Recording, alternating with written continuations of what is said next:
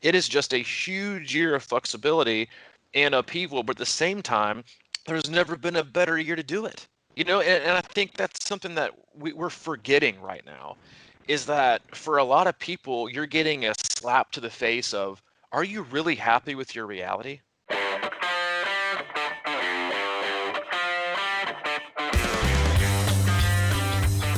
We are recording. Good morning, Coach. Happy Thursday. Today is July 16th, 2020, and this podcast is canceled. Canceled. It's over. We're in Canceled. It's Chattanooga. You over. might as well just Sorry. cancel the podcast too, man. See you later. No, totally kidding. We appreciate you tuning in. It is Crushing Iron Podcast that is not canceled nor postponed, but right on time. Podcast 391. Yep, that's right. 391. That's what I thought. Yeah. Um, yes, it is yeah, we'll go into that later. But hey, first off, we appreciate you tuning in. We know you have Listen, there's probably a lot of choices out there when it comes to triathlon podcasts and life podcasts, but hey, you're here today, so we thank you again. And if it's your first time tuning in, we cover all things. We cover all things life. We cover all things training. We'll occasionally go into specific details on training philosophy and data in terms of swim, bike, and run. And then we'll also talk about nutrition, overall training philosophies. We'll do race recaps, race previews, and we'll have on the occasional guest. But for the most part, Mike and I both hop on, and as both coaches and athletes, and we come to you twice a week, and we have been for 4 years, and we just open it up. We'll cover what's going on in our personal lives. Sometimes we'll take the pulse of our Crushing Iron community, which is on Facebook. You can search that at Crushing Iron Group. Answer a simple question, we'll let you in, and we just open it up. We have no sponsors, no ads. We have an agenda, but that agenda is just to be open and honest, have a thoughtful dialogue, hopefully one that you can consume and digest in a way that allows you to apply it to your own life in a positive manner. You might not be able to take everything that we're saying, and it might not make sense to you, or something might click. Every once in a while we'll get emails and people think that we're always talking like directly to them. And because I think we're all kind of, as life, if as long as we have our pulse on life and what's going on, and we're being honest about being objective and where our current perspectives are with life and with training and the balancing act that is family and work and triathlon or any endurance sports, most people can find themselves kind of having the same common life and training denominator. So we get that to you, and if you can take something positive from it and apply it to your daily life, then as usual, we would consider this podcast 391 a success. Mm. Yeah, you said 4 years, and my natural inclination was to say 4 long years, but it's been really quick, man. Oh, really? Thanks, man. I Well, appreciate that. This is a lot you know how about a you just say relationship. four, Yeah. but time's flying, man, and Yeah, the old ball and chain. the old The old ball and 4 long chain. years of putting on Love it. headsets and hanging out on Skype. But no, it's actually gone really quick, and things feel like they're moving quicker even, and it's exciting because we've got a lot going on, and the podcast is really doing well, and a lot of people are listening, and we hope we're having a positive influence, because there's a lot of things being the rugs being pulled out a little bit on people. And as we know, Chattanooga took that hit yesterday, and we're just trying to keep it upbeat. I think we're going to keep pushing hard, even harder, to make sure that we, because I always think about the sport. I'm one of those like contemplators sometimes, and I think about the state of the sport, and I feel like on one hand, even though all this stuff is going on, I feel very positive about it. I don't know how you are, but I do know how you are. You're positive as they come with this, but it seems like people are, for the most part, keeping their head up with, like, honestly, it's been a very tough year, dude. But It is. things. It is like it's one of those years, and I think I've used this analogy before, where it's just like we're just taking a body shot after body shot.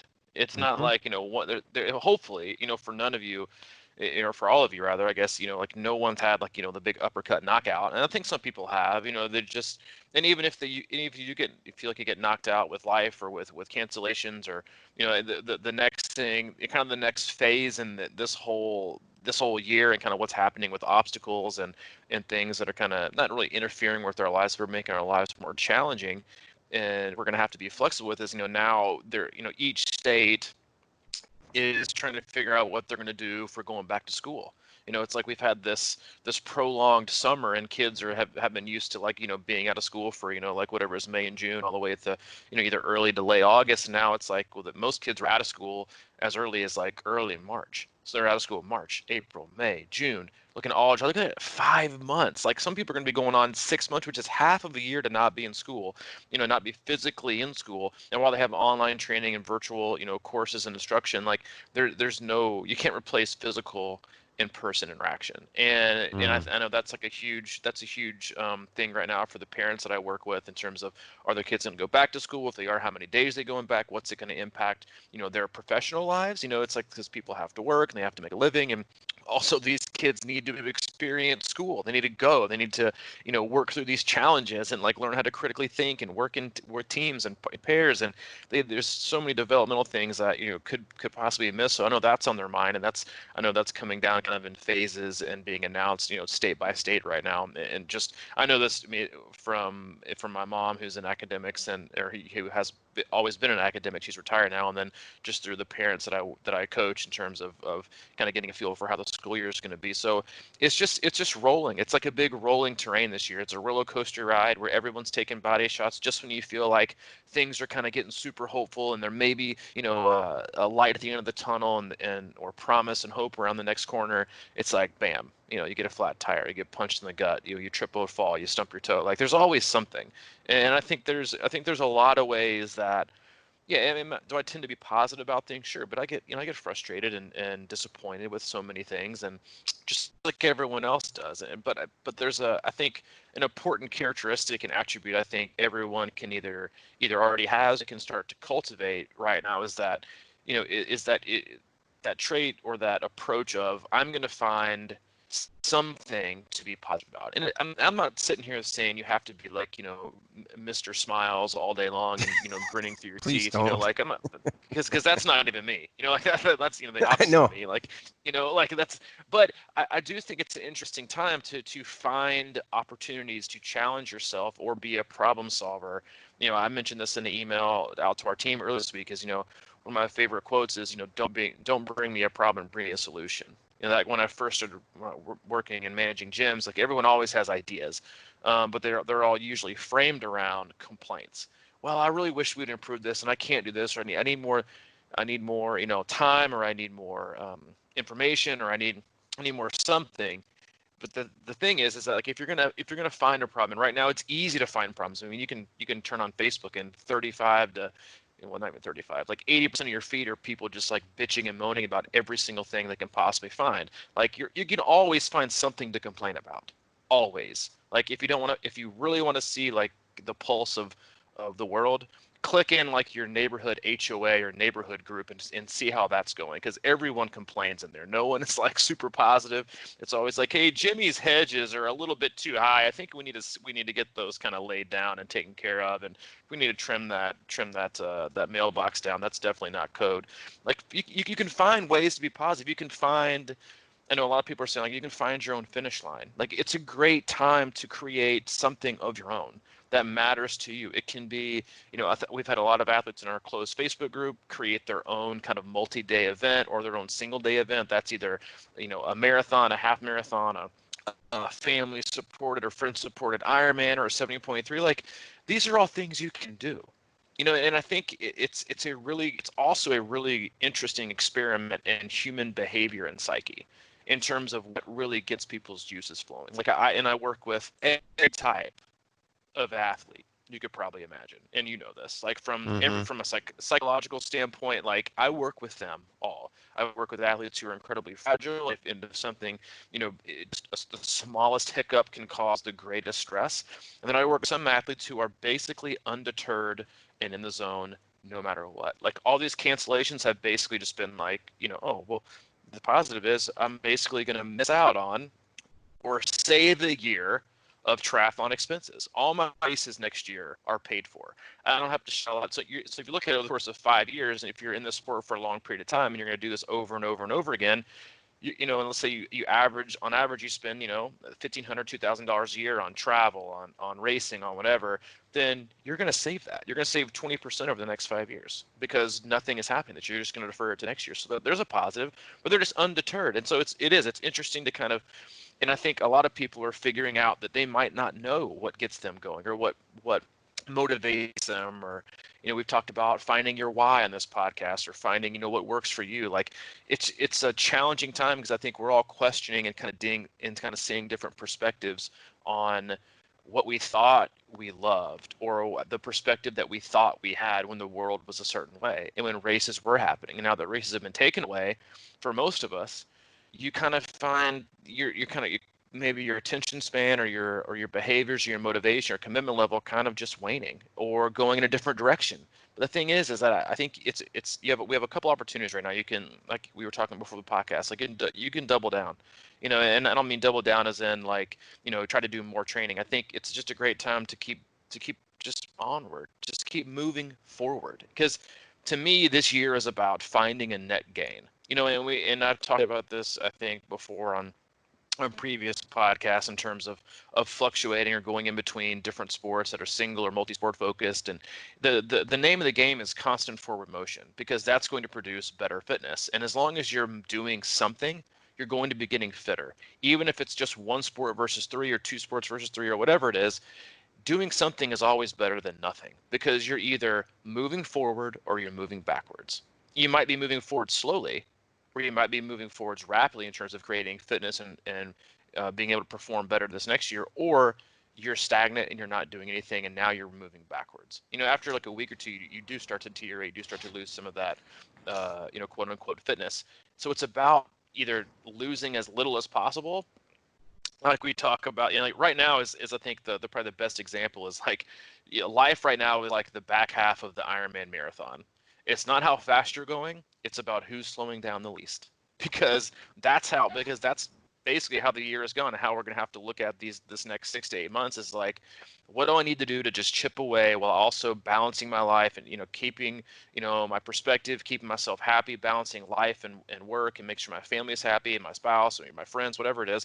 Like, you just want to be happy and healthy and engaged. And if you can find that balance, and I'm not saying it's easy, especially when we've had races on our mind and we're doing 12, 14, 15, 16 hours or more, that's hard. But take the time to do that work, to figure out what's going to make me happy, and then also recognize that that might also change over the next week, month, or 2 months.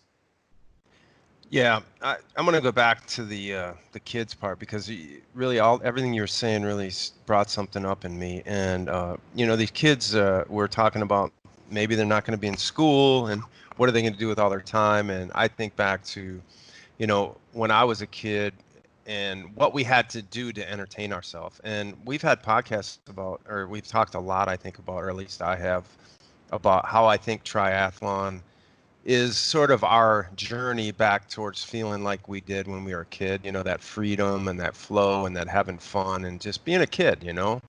And when I think about what's going on right now, it's kind of our, I guess, responsibility in a way to make up games for ourselves, like, that's what I was talking about last time. If you go out and run the same route every day and you're doing the same exact thing, it just gets harder, I think. And we used to, when I was a kid, we used to like shovel a football field in my front yard and play knee football for like 3 or 4 hours. Or we'd take my basement apart and create like a obstacle course in there. And we would like time it and have all these records and do all these kinds of things, and or split up teams and make a really cool bike route around the neighborhood that was kind of weird and challenging, things like that. And those are the kind of things that I think we have the opportunity to do right now with our training, and just to sort of keep the interest level in it. So I know I saw you yesterday at the pool, and afterwards I've been, dealing with this heel problem. So I've been getting in the pool to do a little pool running, for example. And I was can you think of anything more boring than running in a pool? I'm asking. No, no, I can't. Exactly. Listen, So but don't get me wrong. I've done it. Like yeah, for like one of my third ever triathlons was this series called Tri 101, and I was helping my friend move, and as per my usual, I was wearing flip flops, and I turned my ankle really, really bad. and I ended up aqua jogging for like 8 weeks, and my longest aqua jog was like 2.5 hours. Yeah, so you And have to it was create. brutal. See, like I found myself, I'm already I'm kind of liking it in a weird way because it doesn't hurt for one, and I think it is good for you. But so I'm creating these games within there, the little like to it's these and so I'll try to go back and forth over the black line on the pool, just kind of weave a little bit and just do like create things like that. And I just think it's so important to get creative with our workouts. And I'm not saying, I don't know what I'm saying, but like I just think that like we have this opportunity and sort of responsibility to kind of challenge ourselves and make up little things within the workouts. And I think it can just be a good momentum solution and just make things a little more fun and enjoyable. And like you said, turn the year into a net gain by just being active and not caving into the negativity and all the, quote unquote gloom and doom that's going on right now. And I think another thing to point out is that there are a lot of athletes that should be very, very happy that this is going on, because life happens. And I know that we're all frustrated, but if for a lot of athletes, not all of us, not or all of you, but if we take a really, really hard and honest view of where a lot of us have been, or a lot of you may or may not have been in your training, with ups and downs, with obstacles, with motivation, with injuries, with sickness, with being quarantined and kids at home, a lot of you should be thinking, this is best news ever, because I was going to have to eat a race entry, or I was going to be woefully unprepared. And now I've been giving this gift of, yes, do I have to wrap my mind around changing up training and looking at something that's going to happen next year? Sure. But for a lot of athletes, that's a gigantic relief to know that there's not this race in 3 months that they're like, okay, I think I can be ready, but I'm not sure. Life is so difficult. I know I'm still missing opportunities to train. I know I'm probably not hitting the workouts that I need to. Whew. Like I guarantee you, every time they send these emails out, for the percentage of athletes that are incredibly destroyed and incredibly disappointed and incredibly frustrated, there is an equal percentage of athletes that go, ah, thank God, because they weren't either physically ready, or they don't believe they would have been emotionally and mentally ready to take on an event, or feel safe at these events, or train the way that they wanted to perform the way they envisioned when they signed up for this event. And so I think that, yeah, I'm not saying that's a positive, but I'm saying that that is a level of awareness that I think we all should have in finding the little things inside what may seem as another punch in the gut or another body shot, to like, all right, at least I'm still standing. And now I at least have an opportunity to maybe attack it and be better off for next year. And I know that's the hardest thing, I think, for people to wrap their brain around. And I've had, like, listen, there has never been in my entire life a more challenging year as a coach than the one that I'm in right now. Never. It's just nonstop. Like, yesterday I spent a few hours working on everyone's Ironman Chattanooga next, week, 2 weeks, and some even 3 weeks, and then literally 45 minutes later, bam, email, done. Sorry, canceled. You're like, oh my gosh, I got to start over again, and basically erase and do all these, weeks all over again, because I'm not going to have people doing 5-hour rides in 90-degree heat if they're not, they don't want to, and that's totally fine. And it's like you plan and you take back, and you plan and you take back, and you plan and you take back, and you have to be super flexible. And then you're working with athletes who have had just race changes, but life changes. Like for the course of the year, for the most part, your athletes are kind of set on, their life is pretty similar, for what it was the previous year. For not for all athletes, of course, but for most, it's like you got the same job, you go to work, you come home, your kids are in school, your spouse is doing this. We usually take this vacation, we usually travel here, we know we've got these races. It's all set in stone. And this year, it's like riding a freaking carousel. Like it's carousel. Like you don't know what's going to happen. You're just kind of going in a circle. Things are changing, and you look up again. You're like, wait, what's that? Wait, here we are again. Wait, my kids are home. They're not at home. My kids are back at school. They're not in school. Now they're in online learning. I would have all this free time at home, but now I have to have my kids, here, and then make sure they're studying, and then everything has changed. So you got race changes, you got race plan changes, you got obstacles, you got family dynamics, you got people losing jobs, you got people getting jobs. You have people who have been, who are, getting divorced or separated. You have people who are getting married. You have people who are getting dogs. You have people who are getting pregnant. Like, it has been a year of ultimate upheaval and change for almost every single athlete that I work with. Like, it's been like when I said earlier, like it's been very interesting to watch, like the behavioral aspect and the psychology of what this pandemic has done to so many people. I've never in my life had this many athletes either, like go through these massive life changes, not because, and not so much based on just the, because it's not like they're sick. It's just the ripple effect from everything that's going on with they're changing jobs, or they figure out they don't like their jobs. So now they're looking at different jobs. Maybe they want to move. Maybe they want to sell their house and move down the street, or maybe they want to have, get pregnant, have a baby. Like, I've got a lot of athletes who just got pregnant. A lot of athletes that are getting into new relationships. A lot of athletes want to move. It is just a huge year of flexibility and upheaval, but at the same time, there's never been a better year to do it. And I think that's something that we're forgetting right now, is that for a lot of people, you're getting a slap to the face of, are you really happy with your reality? Mm. Like we talk about this a lot in terms of, and listen, there's no one who craves and loves comfort like this guy. Like, me, I mean, as evident by my usual wardrobe. I'm like, hey, I'm in my comfy pants and my shirt, probably the same one I wore yesterday. I'm a creature of habit. I like my house. I'm a homebody. I almost hate going on vacation. Like, I love it. Variety is for the weak. But in terms of life and what we want out of life and what we've been so accustomed to, triathletes are so, like, we are creatures of habit. We like things the way that we like things because we like them, because we have control over them. And what the last 6 months have done is basically said, hey, hello, over here, you have zero control. Like, none. You have none. And you might have thought that, but you don't. And so what's happened is through these body shots, through these stressors, through these obstacles, through these race cancellations, through these big major life events, a lot of athletes are figuring out, am I really happy? Do I really like this? And if I do, why? And it's a great opportunity to challenge the way that we've thought, the way that we've trained, or the way that we've seen racing, or the way that we've seen our motivation levels, and why we have to have them for races that we have for the last 5 years. What am I good at? What am I not good at? What do I need to work on? Like, we've never been given this opportunity. And yes, it's been forced upon us, but it is exactly that. It is an opportunity to say, I don't have the pressure of racing. I don't have the pressure of having to hit this or hit that, or be this or be that every single day right now. I can be flexible. I can take the time to figure it out instead of feeling like I've got to continue on because I might get left behind. What you want to do right now is get ahead, not get ahead by forging ahead and necessarily doing more than other people, but getting ahead by ensuring your future happiness, whether it's life, whether it's work, whether it's your relationships, whether it's training.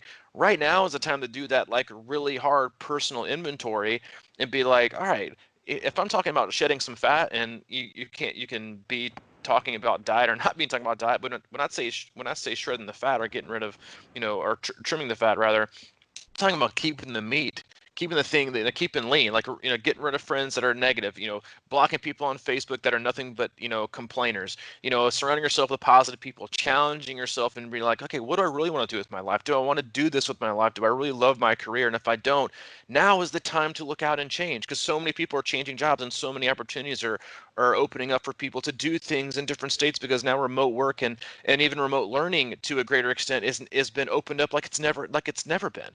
And I think we have to take that as like a forced look in the mirror, as, all right, well, so many things in life right now are just not happening that I usually plan my life around.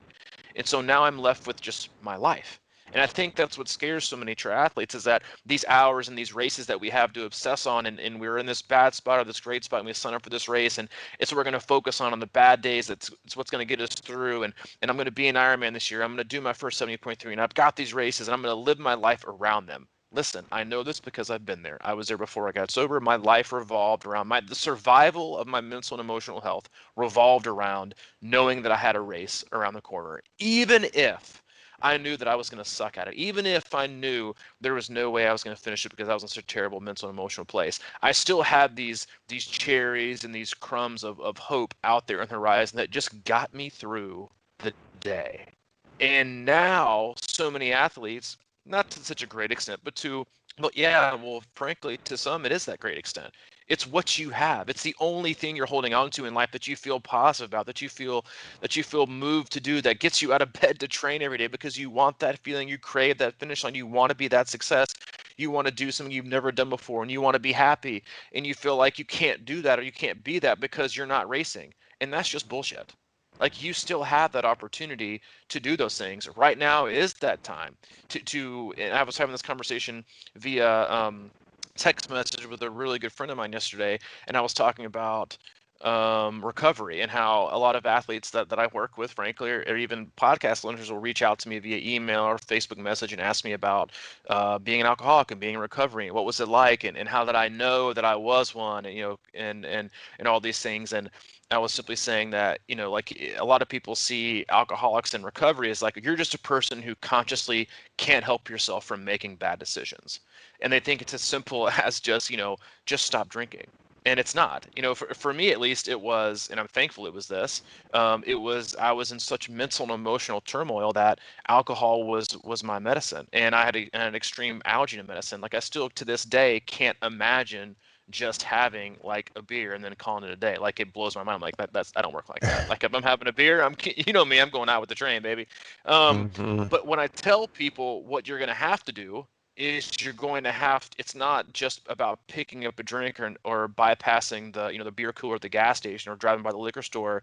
That's not it. That's not the work you have to do. It's not about bad decision making. It's about working on yourself and doing the mental and emotional work you have to do to figure out why you're so unhappy, and working through your trauma, or working through your life to figure out why it is you pick up that beer or that whatever, that drink, or go gamble, or whatever it is to fill your cup to smother your pain.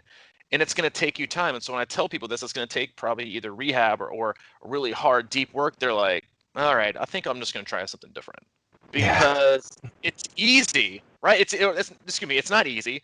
Doing these really, really hard things and this introspection is so hard. But and I've talked this before, and I'm not to any extent trying to say that this period of time is like, being in rehab, but the 90 days that I spent just working on myself and literally not working out at all, while I was there, those 90 days have made my life. It's been almost 7 years since I went into treatment in November, and I wouldn't have anything. I wouldn't be the man I am today. I wouldn't be the father. I wouldn't be the husband. I wouldn't be a coach. You and I wouldn't even be having this conversation, right now, like nothing. Right. But I spent those 90 days. Yes, it was forced, and yes, it was, something that I had to do. But and again, I'm not comparing this pandemic to being in rehab. But I guess the point I'm trying to make is that we have this time right now for a lot of us to look within and look deep and figure out, what is it that I really need? What is it that I really want? What is my why? And then if I do feel like it is this, why is it that way? Like, you can be a happier, healthier person if you want to be. And it doesn't have to be because a race got canceled or a race is happening. You can actually choose to be that and work through the things you want to right now, because we have the time and we have the opportunity. And I apologize for being incredibly preachy today. Woo. Well, Yeah, I'm I need to start getting like a C26 pulpit. I don't know why, but every time you say body shots, it takes me back to a wild week in Cancun back in my college days. That'll be a bonus cast. We might have to do like a behind the curtain on the online hub, pay Hey, I'm $9.99 on. and I'm listen on. to Let's Nate go talk back about and his clear our game demons. moon. Clearing the demon podcast. Yeah, Yeah. I don't Well, what enough really stuck minutes out. a day for I said there's not enough minutes in the day for we'd have to start a new podcast. Go ahead. Yeah, totally new. It's going to be on the yeah, different network. But anyway, what really stuck out there is when he started that pulpit uh, speech. When you were talking about good news for people that because these races are canceled, and for some people that may be behind or that were too stressed about it or whatever the case may be, because it sort of was like, it reminded me also of when I was in college, and I was trying to think back to, like how I used to be a big crammer for final exams, and we'd sit around the union and drink coffee like all night, and like it was a cool thing to do, and wake up completely, like out of our minds and not thinking straight and all that sort of stuff. But it was like, I was thinking like, what if, that, a couple days before the race or a week before the final exam, I should say, They decided they're going to push that back 6 months. And what would I do? And my first reaction was I would just go down to the bars, or I would, I would like go sleep, or like, ah, what a relief. And I think that's where the danger is, right? Is that, oh, the danger in turning it off. Your race has been canceled.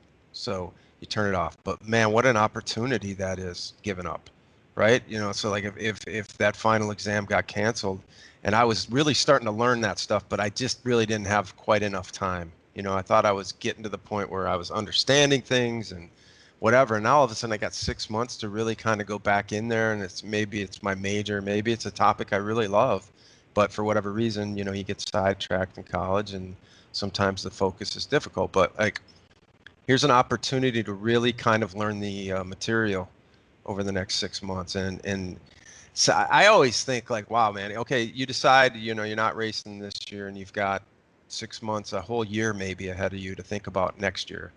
And what an opportunity to get good at your weaknesses, and that's really, it's funny how this, how it is. Like you're saying you want to get back into triathlon, because what happens is it kind of kicks up ideas, and it kicks up memories and things like that about what you should be doing. And right now, just getting back in the pool the last couple of days, I've been like, man, this is a really good opportunity for me to get my swimming down, and I'm loving it. And I'm really looking forward to even going today, and without all the baggage of trying to nail the run and get your watts up in the bike right now. Because if I'm not racing for a year, as long as I keep that other stuff, fairly solid, you can really make massive improvements right now if you find a love for your weakness. You know, what an opportunity. It's been like just laid out. You don't have to go through the motions and force your way through a race right now. I know it's like hard with the patience and everything, and it can be disappointing, but life moves on, and there's nothing else you can do about it. There's only one thing you can control, and that's what you focus on in your effort. There's a lot of things you said that I love right there, and the two things. One is, and I'm gonna try to condense my preachiness into more of a Cliff Note version today. Is that Oops. the first thing the first thing I thought of was that in terms of like races and how we approach, not, and I say we as in like a lot of triathletes, not all of you, but many triathletes.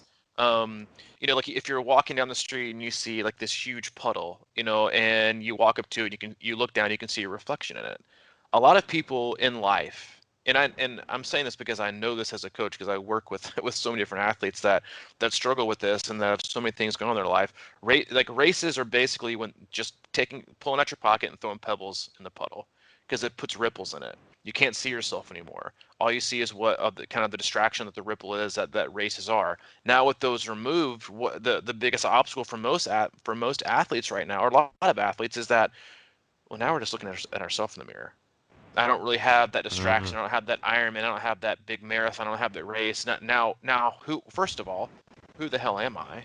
Can I even tell people that I'm, a triathlete, which people love to tell, and and they're very proud of it, and they should be. It's a great accomplishment. But when that's taken away, or people who have been like, this is my year to do it for the first time, and now it's gone. Now you're thinking like, will I ever get a chance to do this? Like, races are filling up next year. I'm even going to get a chance to do it next year. Like my timeline has been set back, and now I've got to address myself and things in my life and clear my own plate. And I don't like that, because it's not fun. I'd rather just go sign up for 5 different races and just make that my focus. I don't want to focus on me. I want to focus on swim, bike, run, and doing 870.3s next year and 3 Ironman. Like, that's what I want to talk about. That's what I want to do. It's how I want to spend my day. I don't want to talk. I don't want to work with on myself and like what makes me happy, and figure out what I need to do with my life, and why I want to do these things, and just really kind of dig deep on overall health and happiness. I don't want to do that. That's too much work. I just want to train more and do virtual races. And the other thing that stuck out to me in terms of like, you said you're going to the pool again, and I was thinking about this in my run today too, is that right now is like a massive opportunity to, when I talk about looking yourself in the mirror, it's also a great opportunity to look at yourself and see what kind of cake you're building. Are you an athlete that has a whole lot of icing and not a lot of cake? Or are you an athlete with a huge cake and not a lot of icing? And when I mean cake and icing, I'm talking about like, a lot of athletes obsess about the icing on the cake, which is the icing on training, which is, VO2 threshold, really, really high interval work on swim, bike, run. And then they spend very, very little time building a really, really, really big cake. So it's very uneven. You've got this, a cake that's 1 inch thick, and then you've got 8 layers of icing on top, and it's just not going to taste very good. It's you're gonna have like one or two bites of it. I'm like, this is too rich. This is trash. I'm not doing this. What you want is a well balanced cake. So, or you might look at yourself and think, right now, all I've got is cake. Like, I need some icing on my cake, baby. What am I going to do? Maybe I'm adding some strength work or some higher intensity work on the bike or the run, or mesh it together. Even if I don't have a race, it's a just great time to get out and do things and explore and experiment and figure out how big it, because your cake isn't going to deteriorate. It's only going to go stale if you stop working on it. If you stop baking your cake, it's going to get stale, or you can take 2 weeks off, put your cake in the refrigerator, and come back, probably still be fine. You can get back to work on it. So a little time off is fine, but we all have these opportunities now to see, all right, I can still build something. Or if you want to look at triathlon as 3 different cakes. I got my swim, bike, and run cake. I'm not really feeling working on I've had athletes right now that was like, hey, I'm just not feeling my bike right now. I don't want to get on it. I don't, for some reason, I think we all have this irritable relationship with one specific sport that we're like, I'm just not feeling it right now. Like, I just don't want to get on my trainer. I just don't want to go out for a run. I just don't want to go to the pool. Like, I just don't want to do it. And, you could say, all right, well, you have to do it. You need to go. Suck it up. Let's get out there, and if you want to be a triathlete, you have to do this and that.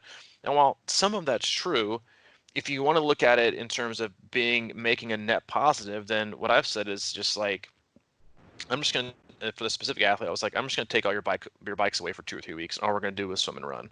That's it.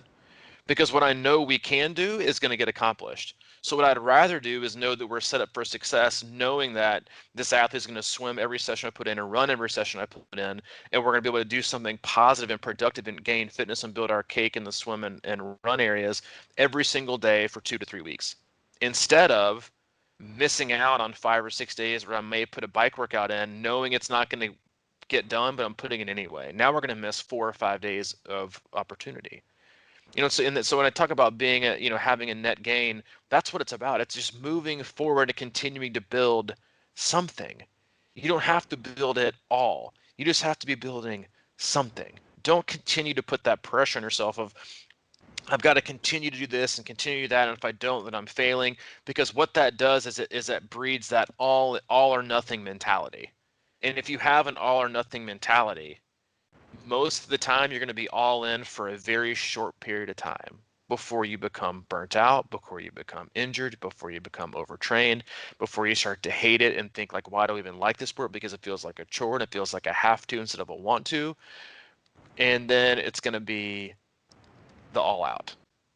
And that's going to last for a while, because it's going to be like a refreshing experience versus what you were just putting yourself through in that all or nothing mentality. It's like when people say, oh, I'm gonna go on a diet, and they're like, well, I was taking in 3,500 calories a day, now I'm gonna go down to 500. That's not going to last very long either. It's like there's very little success found in complete, utter, immediate removal of things in our life. And so I think when in terms of being successful and pushing forward when it comes to your triathlon journey and looking at the long-term vision and looking at a race that, oh my gosh, I might not even race till next year, like 12, 14 months away, 50 weeks away, however you want to frame it, what you can look at is like, gosh, like I have a huge opportunity to sit back, relax, and enjoy the ride. I don't have to worry about getting to a destination on time. I just can worry about getting there when I need to get there, when that opportunity arrives. And when I do arrive, I'm going to be in the best shape of my life. I'm going to have had more time to do it. I'm going to be happier, and I'm going to be healthier than I ever have before. And that, to me, should remove an enormous amount of stress on athletes. And I get it. Like, I get the disappointment. I get because I had, like, I broke my data 5G network yesterday around 5 o'clock when the emails came through that Chattanooga 70.3 and Hermit Chattanooga were canceled, because those are our big team races for this year. One had already been postponed, and the 70.3 one was still on schedule as the full. So we had a ton of athletes doing it. I mean, you and I right now live like 5 minutes from the course. It's like it's right here with us. And so my phone was blowing up, and there was disappointment. There was, just sadness. There was frustration. There was, I'm gonna go eat my feelings. I'm gonna go do this. I'm gonna go that. And it's like those are all normal. But then the once they kind of sat with them, for a lot of athletes today, their tone has been totally different. It's like it's kind of relief. I'm thankful that they announced it this far out. Now I can kind of rearrange my summer. I'm not going to be spending the next, 8 to 10 to 12 weeks if I don't want to, doing this incredibly high volume of training in the hottest part of the year. I can spend more time with my family. I can take more vacations. Like, those are all things that can happen. Like, there are a million ways to success, and just because you wanted success this year, and I think if we really look back at our lives and we think about the periods of time in our lives that we were the most successful, for most of us, we never planned any of it. If we give ourselves timelines, a lot of this is very true for our business, is that, if we had of like, created deadlines to do this and do that and do this and do that, and you're like, well, we never would have got there. Or success always happens when it's supposed to happen. You arrive when you're supposed to arrive. Things happen that are supposed to happen in your life when they happen, not because you're in charge of it, because you don't have any control. But as long as you continue to move forward, you continue to do positive things, there's going to be a great and an incredible outcome, as long as you take your hands off the wheel and just let it go. And so I think that there is a lot of opportunity right now for us to see ways and look at time differently, and look at priorities, responsibilities differently, in terms of how we want to get better overall. Because in this time of year, most people can only be concerned with, how do I become a better triathlete right now? Because racing is right now. Racing is happening. Usually this time of year, it's like the busiest part of the race season. You're just like, you're working with your head on a swivel. It's just 24/7, all day, every day racing. Race weekends are just jam packed. Like my iron tracker is like bam, bam, bam, bam, bam. Like, I don't even know where it is on my phone right now. It's just constantly busy. But right now we have this opportunity to address it all. What's going to make me the happiest and healthiest person I could possibly be? What can I do emotionally and mentally and physically to become the best version of myself? Because that version of yourself is also going to be the most successful version of yourself. It's going to be happier at work. It's going to be happy in your relationships going to be happy with life. And that person is going to be a better performer when they do train. And so, in terms, if you really want to become a great performer and you want to get the most out of yourself, you can't do that when you're unhappy. You can't do that when you're depressed. You can't do that when you hate your life. You can't do that when you're in a terrible relationship. You can't do that when you hate your job. You can't do this when you see yourself a different way. Because while you might think what you're doing is the most successful you can be, because you're comparing it to the state of life that you're living, in order to perform and to be and to achieve your greatest, you have to be at peace, or as close to peace as you can possibly be with yourself, because that means the only real stress that you're battling in life is training stress. You've been able to remove as many obstacles of your life as possible. And I'm not saying like everyone has the opportunity to love their job so much that it's like never a stress. But what I'm trying to say is, like, we can limit that. We can push ourselves forward right now by taking a step back and trimming away the things that are probably preventing us from being our best versions, not just from a triathlon's perspective or a performance perspective, but from a life perspective. And then when things start cranking back and we get back to normal, you're going to be fast forward, no looking back, full speed ahead, ready to take on whatever it is we can take on next. Well, there you go, man. There I go, Uh, lying but, again about not being but preachy again. no, but you obviously were on the tone of happier and healthier, and at one point that injury word, kind of stuck in there. So I just want to like even drill down a little bit on that, because it's been a thing that's top of mind for me, and it's quite amazing how injuries can impact your mind and the way you think and your attitude and things like that, especially if you're training. And of course, even though there hasn't been races and some are still at the end of the year that are kind of ifs and maybes, in the back of my mind, I've always, even though I haven't registered for anything, I've been thinking that, I still want to do a race this year, but I've been struggling with this injury. And so what that really makes me think of, and recently it's come back, is like, you can't be really healthy or happy with injuries. It's very difficult. Like, it's, if you have like a focus on a race, and a lot of times we go through the season, right? with injuries, and we got no other choice. Right now, we have no choice because we got to kind of plow through it. You got plantar fasciitis, you got a little IT issue. I'm not talking about serious injuries, but like nagging things that are continual, that are chronic. And what an opportunity to work on those too, because I've noticed in myself with plantar fasciitis, at some point somebody had put in my head is this, sometimes you just got to run through it or fight through it or whatever. And I get that to some degree, but right now, without a race, without anything that I have to do, it's a real good time to sort of baby that and like inch it along and take care of yourself and treat yourself with a little, self-respect. And that's the thing I've been noticing about this injury is that like it feels good sometimes, and then the minute it feels good, I'm like, well, I'm going to go out and show that I can do this again, and the next day I'm limping again.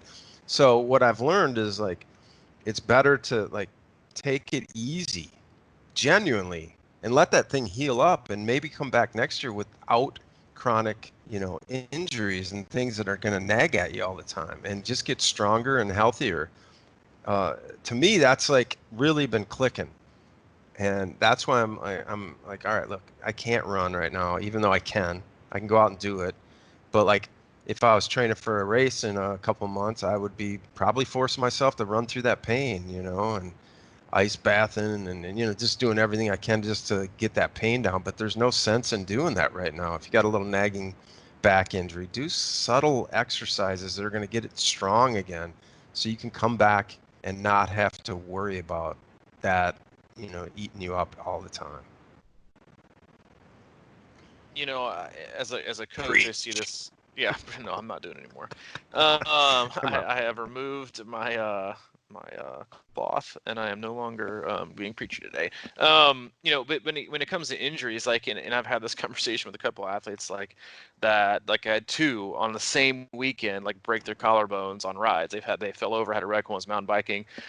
And I was texting with one of them the other day, and I was like, talk about perfect timing for like a year in terms of like if you're gonna have an injury, you're gonna have like one of this thing that's gonna set you back, 8, 12 weeks. Like look at it as a year where like you're not missing anything. You have an opportunity to heal. My biggest nitpick for so many athletes is that a lot of athletes just stay injured. They're never recovering. They just don't do the work. They don't take the time. They don't um, they don't have the patience to actually get better and get back to recovering, getting closer to being 100%. They just stay injured all the time. So you can do one of two things. Like you can rest, you can do the PT, you can do the rehab, you can do the stretching, the foam rolling, the whatever it is that's going to get you back to 100%, or you can just not address it and just stay that way. And like there has never been a better year to think, all right, well, I've always had this nagging injury that's held me back from competing at 100%. I've always had to compete at 80% because of this. Like now is the year. Like if you're looking at all my like you should, because usually athletes are like, oh, my race is so close, I really don't have time for this. I can't miss anything. I'll just address it later, and then they never do. Right now, it's like, well, dude, schedule something, get to work, and get better and get healthy. Like it's a great time to just totally revamp the version of yourself that is this current athlete, whether it's a person who always has IT band syndrome or plantar fasciitis, or you've got injured another way. Like it's time to do that. Like it's take your body car to the shop and be like, hey, I need a total overwork. I need to strip this thing down to the bare bones and basically rebuild myself as an athlete to even things out, whether it's you have a stronger side or a weaker side. Like this is the time. Like you've never been given this opportunity to not feel forced to push through, to not feel forced to race through it or to neglect it. Like now is the time to address yourself in a positive way, going back to like happy and healthy, like you said, like to be the healthiest version of yourself. And when November, December hits, you're ready to attack the year for 2021. Think about this for people who were constantly injured all the time. You now have a chance to have not missed anything and go into a year the healthiest and the fittest you've ever been before. And you might think, oh, well, if I take time off, I'm not going to be as fit as I was before. But if you're a person who's constantly injured, who constantly has these niggles or things pop up, you've never been able to compete to your fullest extent because you've always had to stop, or you've always had to take time off because you keep getting injured. You keep having these setbacks, you keep having these restraints and these restrictions put on you because you don't address it and take care of it. You just stay that way. And again, like, this is the time. Go see a PT, go see whatever. Like, there is no stress. Your race is more than likely, or already has been, canceled, deferred, and you're looking at like next year. What do I do with my life? What do I do with my training? Well, look in the mirror and think, what can I do? Or for most of us, look backwards. Look backwards in your training the last 8 months and think, all right, where did I do great? Where did I have missteps? And if my missteps were around getting sick, my missteps were around getting injured, my missteps were around having these niggles, whatever it is, like, all right, well, what can I do to make sure that I don't have that same thing happen this next year? How can I remove these past road bumps that I so frequently hit every single year? How can I make sure that I just got flat, smooth pavement for 2021? Now is the time to get out and do that work. I agree, man. That's a really good thing to think about.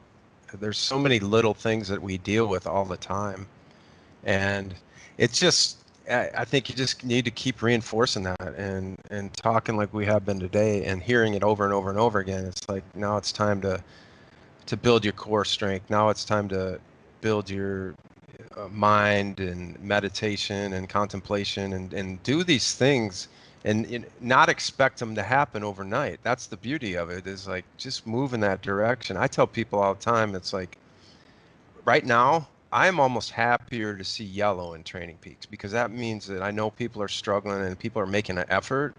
And it's like I feel like that's a way to go about your your injury recovery. Is just make a little effort towards it. You might not finish the whole like rehab session or whatever, but just do little things here and give yourself grace and give yourself time to heal and just stick with it and move in that direction more and more, because you know how it goes. It's like I've already been, just 2 days in the pool and I'm already, feeling like I'm getting it back a little bit and I'm excited about it, and things happen quicker than you think, but if you try to make them happen too quick, they never happen, or usually rarely happen.